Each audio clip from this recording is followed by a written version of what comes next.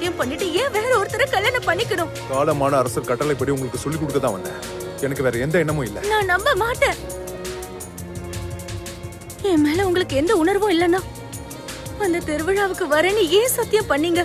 எனக்கு உங்க மேல எந்த ஆசையும் ஏற்பட்டதில்லை. உங்களுக்கு தப்பான எண்ணங்கள் வர்றதுக்கு காரணமா இருந்த என்ன மன்னிச்சிருங்க. தப்பா நினைச்சுக்கிட்டேனா நீங்க தாராளமா சொல்லலாம். உங்களுக்குன்னு சில கஷ்டம் வலி இருந்ததா நீங்க வேற யாரையாவது கல்யாணம் பண்ணிக்கணும்னு நினைச்சீங்களா? நான் உங்களோட இதயத்துல